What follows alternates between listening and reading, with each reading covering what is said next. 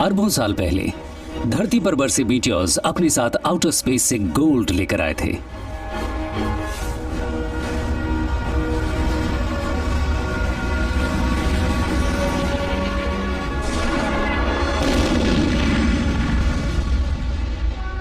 और यहां जो पीछे छूट गया वो जमीन में दफन रहा।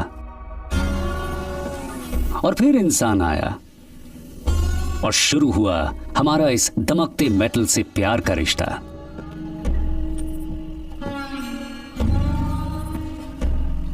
एक 165 साल पहले ग्रेट गोल्ड रश के 49ers को जरा सी परवाह नहीं थी कि गोल्ड आता कहां से है।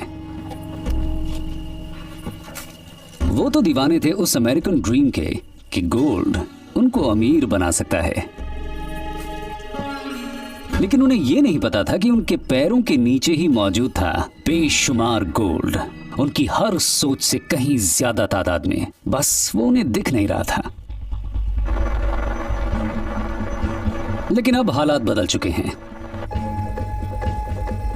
आप माइन नहीं कर सकते, प्रोसेस नहीं कर सकते जब तक आप इसे ढूंढे ना। तो पहला स्टेप है ये पता लगाना कि ये है कहां। हम सरफेस की सारी रॉक्स छान चुके हैं, उसमें ढूंढ चुके हैं, ड्रिल कर चुके हैं, और हमें और गहराई में ढूंढना होगा, तभी हम उसे ढूंढ पाएंगे। बस आज प्रोस्पेक्टर के साधन बदल चुके हैं। खच्चर की जगह हेलीकॉप्टर ने ले ली है, लेकिन खोज वही है। क्या यहाँ पर गोल्ड है? हाँ, आपसे मिलकर अच्छा लगा। हाँ, आपसे भी। The answer is always yes, लेकिन क्वेश्चन है यहाँ कितना गोल्ड है। जिसने भी यहाँ कोई रॉक ली है उसे गोल्ड मिला है, पर थोड़े से मॉलिक्यूल्स, और इनसे आपको ज्यादा पैसा नहीं मिलता है। अमेरिका में नॉर्थ ईस्टर्न नेवाडा में आज भी सबसे बड़ा गोल्ड बेरिंग डिपॉजिट है। एरिया के मैप्स आपके पास? हाँ है। बैरिक गोल्ड के जेरेड टाउनसन ने हिसाब लगाया है कि खोज कहां करनी है। ये देखिए। और उनके फेलो जियोफिजिसिस्ट जियोटेक के जेफ प्लास्टो तलाश में निकले हैं।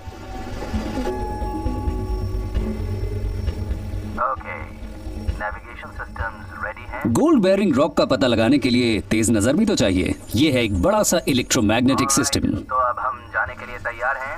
आसमान में एक बड़ा सा मेटल डिटेक्टर ये सिग्नल्स छोड़ता है जो सरफेस के हजारों फुट नीचे मैग्नेटाइज सैंड और उससे जुड़े स्ट्रक्चर्स का पता लगा सकते हैं।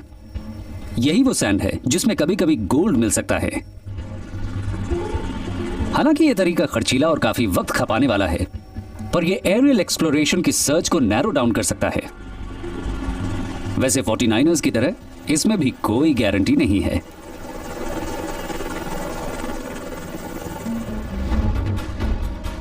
उधर जमीन पर जेफ आज के मटेरियल को एनालाइज कर रहे हैं। अब हम इसके डेप्थ की मैपिंग कर रहे हैं। ओके, ये शायद और नीचे हमारे टारगेट डेप्थ की तरफ है। ये उस एरिया को दिखाता है जहां गोल्ड डिपॉजिट हो सकते हैं। जी, थैंक्स फॉर कमिंग। ये दिखाने के लिए आपसे मिलकर अच्छा लगा। एक बड़ी माइन मिलने के चांसेस बहुत कम होते हैं, तो इसमें एक बहुत बड़ा फाइनेंशियल रिस्क है। हर 1000 प्रोस्पेक्ट्स में से कोई एक आधी माइन निकलती है। नए डिपॉजिट की हमारी खोज बराबर चलती रहती है। हम कभी रुकते नहीं। रोजाना उठकर उसे खोजने के अपने इस काम में हम जुट जाते हैं। गोल्ड में ऐसा क्या है जो हमें इसकी खोज में इतना दूर तक ले जाता है? It's a symbol of wealth, symbol है स्टेटस का। It's a symbol of importance. जिसके पास गोल्ड है वो रूल बनाता है। 1375 में स्पेन के मैप मेकर्स उस वक्त तक दिखी दुनिया का मैप तैयार कर रहे थे। नॉर्थ अफ्रीका के मैप में उन्होंने एक आदमी की तस्वीर बनाई जिसके पास रुतबा यानी किसी दूसरे के मुकाबले ज्यादा गोल्ड था, और वो ही सारे रूल्स बनाता था। उसके बारे में लिखा गया है कि उसके देश में इतना ज्यादा गोल्ड पाया जाता है कि वो धरती का सबसे अमीर और सबसे नेक राजा है। उसका नाम था मानसा मूसा।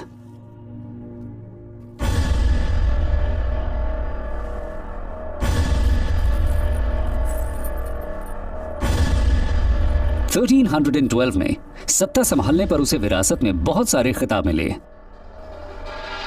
King of kings, lion of Mali, और शायद उनमें सबसे अहम था लॉर्ड ऑफ द माइंस। एक सर्वे ने मैंसू मूसा को दुनिया का अब तक का सबसे अमीर आदमी बताया, और उसकी दौलत करीब करीब 400 अरब डॉलर आकी गई। कंपैरिजन करें तो बिल गेट्स का लिस्ट में 12वां नंबर था, और उनके पास मैंसू मूसा की चौथाई दौलत थी। मैंसू मूसा हिस्ट्री के कमाल के कैरेक्टर्स में से एक थे। लेकिन हमने उनके बारे में सुना तक नहीं। मूसा विशाल अफ्रीकन साम्राज्य पर राज करता था। अगर हम माली एम्पायर को देखें, वो दुनिया में उस वक्त जाने गए गोल्ड का सबसे बड़ा रिसोर्स था। किंगडम में जितना भी गोल्ड था वो मैंसा मूसा का ही था, और वो उसका जो चाहे वो कर सकता था। उसकी प्रजा के हजारों लोग उसकी गोल्ड माइंस में खून पसीना बहाते थे।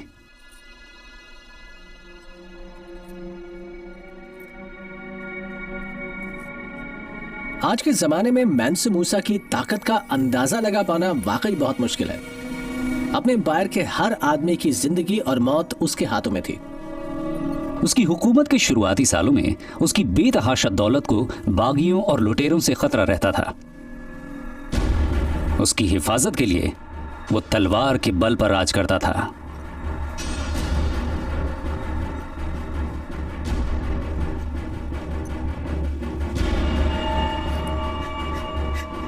नहीं, नहीं, नहीं।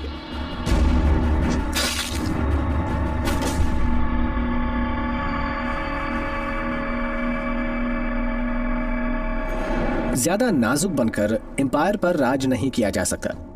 मैंसा मूसा के मुताबिक माली एम्पायर में किसी तरह की गलती की गुंजाइश नहीं थी।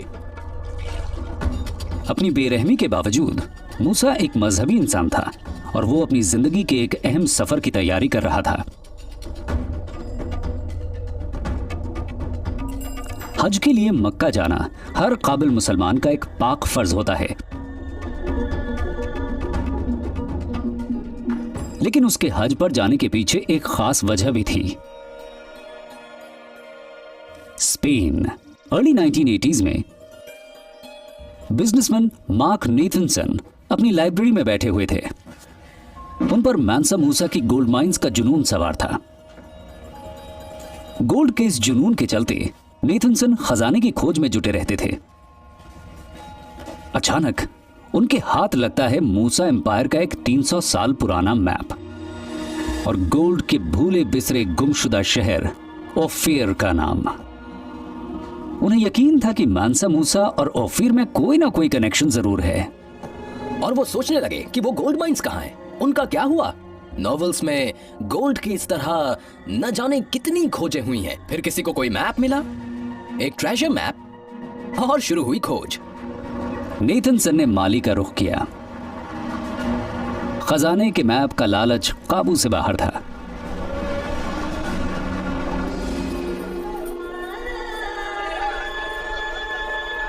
(1324) में मैंसा मूसा 7000 किलोमीटर के मक्का के पाक सफर पर अपनी खोज पर निकल पड़ा।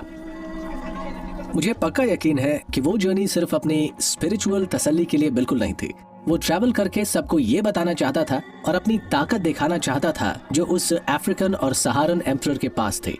अब दौलत के उस जगजाहिर दिखावे की ताकत के तो कहने क्या थे। 80 ऊंटों में से हर एक पर लदा था 140 किलो गोल्ड और 24 टन गोल्ड गुलाम ढो रहे थे। काफिले में सबसे आगे था मैंसा मूसा, एक काले घोड़े पर जो सजा था, जी हां बिल्कुल, गोल्ड से।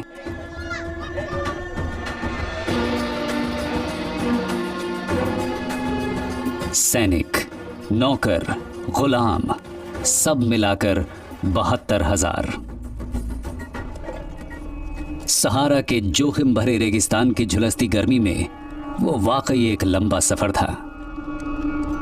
जहां गर्मियों में टेम्परेचर 49 डिग्री सेल्सियस तक पहुंच जाता था, तो वहीं सर्दी में 0 से नीचे चला जाता था। सहारा बहुत ही बड़ा है, और अगर हम यूनाइटेड स्टेट्स ऑफ अमेरिका के 48 स्टेट्स के एरिया को सहारा से कंपेयर करें तो वो पूरी तरह उसमें समा जाएगा और इसके बाद भी बहुत सी जगह बच जाएगी।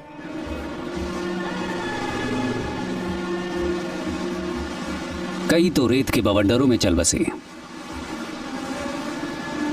वक्त की रेतीली परतों ने धरती के सबसे अमीर आदमी की गोल्ड माइंस दफन कर दी।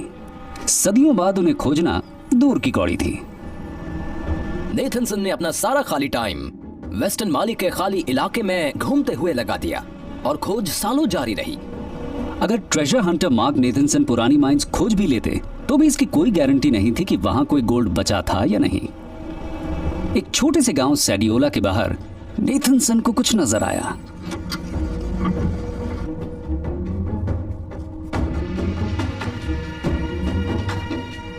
क्या उन्हें आखिरकार गोल्ड की उन मशहूर माइंस में से एक मिल गई थी जिसने सदियों पहले मानसा मूसा को अब तक का सबसे अमीर इंसान बनाया था?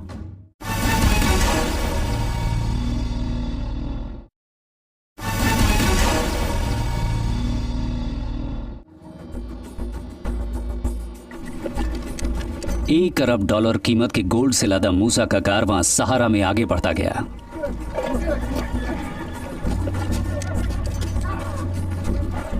हर पड़ाव पर उसके सैनिक बीमारों और गरीबों को गोल्ड डस्ट बांटते। इसके जरिए उसने लोगों के दिलों में जगह बनाई, रुतबा पाने की अपनी ख्वाहिश पूरी की और इतिहास में अपनी जगह बनाई। हर शुक्रवार यानी मुसलमानों के पाक दिन मानसा मूसा एक नई मस्जिद खड़ी करने के लिए काफी गोल्ड छोड़ जाता। उनमें से कुछ तो आज भी मौजूद हैं। इन मस्जिदों को बनाकर वो अपनी ताकत और खुद की शानो शौकत दिखा रहा था। 9 महीने बाद मक्का के लिए निकला कारवां अपने पहले पड़ाव पर पहुंचा, यानी गेट्स ऑफ कायरो, जो एक फाइनेंशियल सेंटर के तौर पर मशहूर था। अब तक मानसा मूसा पूरे नॉर्थ अफ्रीका में अपनी दौलत फैला चुका था, लेकिन अभी तो उसे और भी बहुत कुछ करना था। कायरो ने ऐसा कुछ भी पहले कभी नहीं देखा था। जिसके पास पैसा होता है वो तो उसे दिखाता ही है। जिसके पास पैसा है वो बार में जाता है और सबके लिए ड्रिंक खरीदता है। मगर मानसा मूसा इसके बिल्कुल उल्टा था। वो पहले बार खरीदता था और फिर लोगों के लिए ड्रिंक।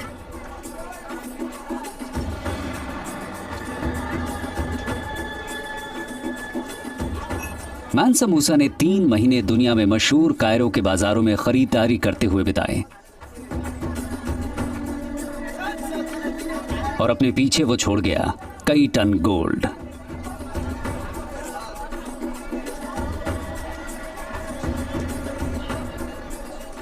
शहर से निकलते वक्त मानसा मूसा दुनिया ही बदल चुका था।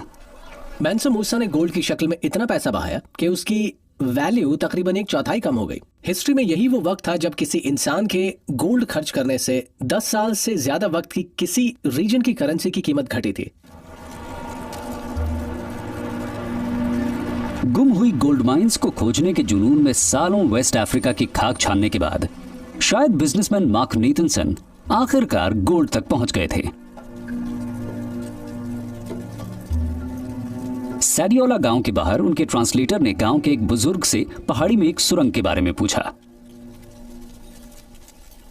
उसने उसे बताया कि यह कभी गोल्ड माइन हुआ करती थी, पर अब इसे ऐसे ही छोड़ दिया गया है। उनके पूर्वजों ने उसके लिए सदियों काम किया था।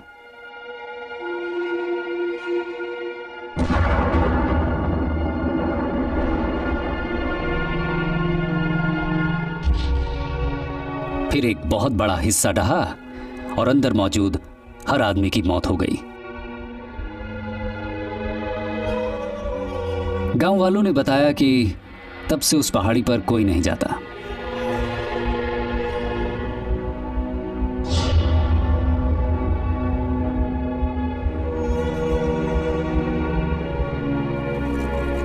एक एंशिएंट माइन जो सदियों से अनटच्ड रही है। नेथनसन कुछ नहीं बोले। अपोलो समझते ने। गोल्ड की खोज में सीक्रेसी सबसे जरूरी चीज होती है। तो नेथनसन ने उस जमीन के बहुत बड़े एरिया पर दांव लगाया। वो बहुत सावधानी बरत रहे थे। उन्होंने ये जानबूझकर अपनी इंटेंशन छुपाने के लिए किया। अब जमीन के इतने बड़े टुकड़े की छानबीन करने के लिए उन्हें इन्वेस्टर्स की जरूरत थी। हालांकि इसमें रिवॉर्ड बहुत बड़ा था, पर बेशुमार दौलत मिलने की उम्मीदें कम ही थी। एक्सप्लोरेशन के काम में जुड़े ज्यादातर लोग अपने कपड़े तक गंवा बैठते हैं, लेकिन नेथनसन मनाने में माहिर थे। आखिर वो एक सुनहरा सपना बेच रहे थे। वो उस क्वेस्ट को खरीद रहे थे और अगर वो कामयाब होते तो उसकी कीमत बहुत बड़ी रकम होती। ड्रिल करने से पहले उसमें सालों की सीक्रेसी और स्ट्रगल लगी, और जब उन्होंने ये किया तो एकदम से कामयाबी हाथ लगी। इतना गोल्ड जितना उन्होंने कभी सोचा भी नहीं था। नेथनसन ने एक पुरानी गोल्ड फील्ड खोजी जिसकी मदद से करीब 700 साल पहले मानसा मूसा दुनिया का सबसे अमीर आदमी बना था। आज सैडियोला माइन से साल में 48 करोड़ डॉलर कीमत का करीब 12 टन गोल्ड पैदा होता है, जिसकी वजह से मार्क नेथनसन बहुत अमीर इंसान बन जाते हैं। उन जैसे इंसान को गोल्ड माइन मिलनी ही थी। ये बहुत अच्छा रहा और ये शुरू हुआ एक ट्रेजर मैप से। इसने उस बेहद रिच एम्पायर की गूंज सुनाई थी और हमें उसका गोल्ड फिर से मिल गया। गोल्ड की अपनी भूख शांत करने के लिए हम पहाड़ों तक को तोड़ देते हैं।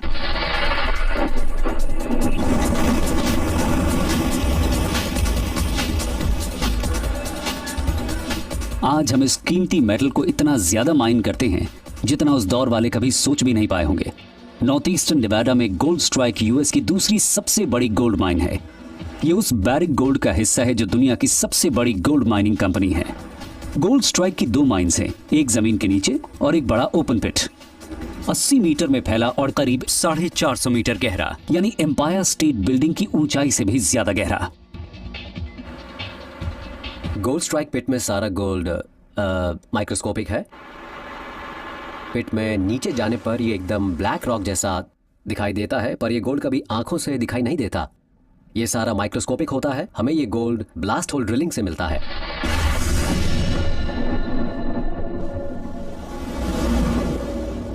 सिड ओवन और उनका क्रू हर रोज एक ब्लास्ट करता है और ये ब्लास्ट होता है 700,000 टन ऑफ गोल्ड समेटे लाइमस्टोन ओर का। 432 डैन, आज दोपहर 2 बजे हम एक ब्लास्ट करने वाले हैं। क्या आपके हिसाब से ठीक रहेगा? हाँ बढ़िया है। 431 टू ऑल यूनिट्स। 4840 पर शॉट फायर करने के लिए तैयार है ना? 5 4 3 2 1।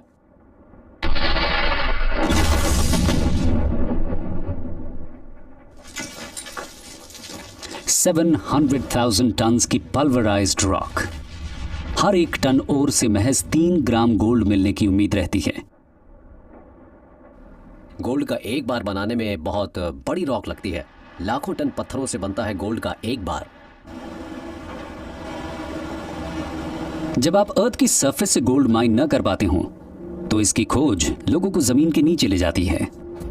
क्या हम रेडी हैं? या नेवाडा में एल्को के पास मंक के गोल्ड स्ट्राइक कॉम्प्लेक्स में टन्स ऑफ गोल्ड है जिस तक ओपन पिट माइनिंग से पहुंचा नहीं जा सकता है, इसलिए माइनर्स जमीन के नीचे जाते हैं। ओके, नीचे उतारो इसे। और ये कहीं ज्यादा महंगा और खतरनाक काम है।